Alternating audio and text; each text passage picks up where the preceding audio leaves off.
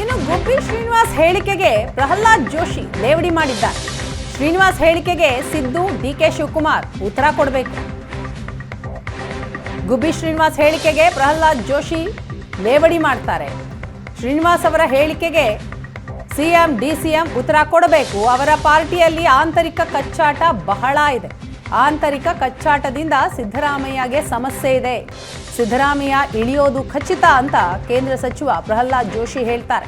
ಯಾಕಂದ್ರೆ ನಾವು 28ಕ್ಕೆ 28 ಸ್ಥಾನ ಗೆಲ್ಲೋ ಗುರಿಯನ್ನ ಹೊಂದಿದ್ದೇವೆ. ಬಿಜೆಪಿ 28 ಗೆಲ್ಲೋದ್ರಿಂದ ಸಿದ್ದರಾಮಯ್ಯ ಕೆಳಗಿಳಿಲೇಬೇಕು ಅಂತ ಹೇಳ್ತಾರೆ ಪ್ರಹ್ಲಾದ್ ಜೋಶಿ. ಅವರು ಇಳಿಯೋದು ಖಚಿತ ಅಷ್ಟೇ.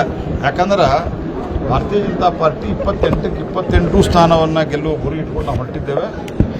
ನಾವು ಅದರ JDS BJP ಅಲೈನ್ಸ್, ಅದರಲ್ಲಿ ಯಾವ ರೀತಿ ಗುಜರಾತ್ದಲ್ಲಿ, ಮಧ್ಯಪ್ರದೇಶದಲ್ಲಿ, ರಾಜಸ್ಥಾನದಲ್ಲಿ ಕಳೆದ ಬಾರಿ ಔಟ್ ಆಗಿತ್ತು, ಆ ರೀತಿ BJPಯಲ್ಲೂ ಆಗ್ತದೆ. ಸಿದ್ದರಾಮಯ್ಯನವರು ಇಳಿಬೇಕಾಗತ್ತೆ. ಅವ್ರ ಪಾರ್ಟಿಯಲ್ಲಿ ಹೆಂಗೆ ನಿರ್ಣಯ ಇದ್ದರೆ ನಾವೇನು ಅವ್ರು ಇಳಿಬೇಕಾಗತ್ತೆ, ನಾವೇನು ಆಗ್ರಹ ಮಾಡೋದಿಲ್ಲ.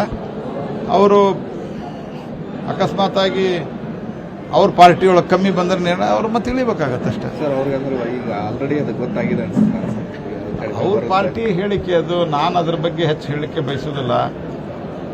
ಅವ್ರ ಪಾರ್ಟಿ ಒಳಗೆ ಅವ್ರ ಶಾಸಕರು ಹೇಳಿಕೆ ಕೊಟ್ಟಿದ್ರು. ಸಿದ್ದರಾಮಯ್ಯನವರು ಮತ್ತು DK ಶಿವಕುಮಾರ್ ಅವರು ರಿಯಾಕ್ಷನ್ ಕೊಡಬೇಕು. ಅವ್ರ ಇಂಟರ್ನಲ್ ಬಡದಾಟ ಭಾಳ ಅದ. ರಿಸಲ್ಟ್ಗಿಂತ ಹೆಚ್ಚು ಇಂಟರ್ನಲ್ ಆಂತರಿಕ ಕಚ್ಚಾಟ ಏನದಲ್ಲ, ಆ ಆಂತರಿಕ ಕಚ್ಚಾಟದಿಂದ ಸಿದ್ದರಾಮಯ್ಯನವ್ರಿಗೆ ಸಮಸ್ಯೆ ಇದೆ ಹೊರತಾಗಿ ಬೇರೆ ಯಾರಿಂದನೂ ಇಲ್ಲ.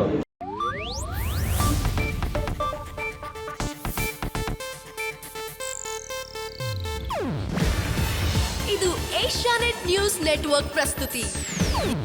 ನೀವು ನೋಡ್ತಿದ್ದೀರಾ ಏಷ್ಯಾನೆಟ್ ಸುವರ್ಣ ನ್ಯೂಸ್.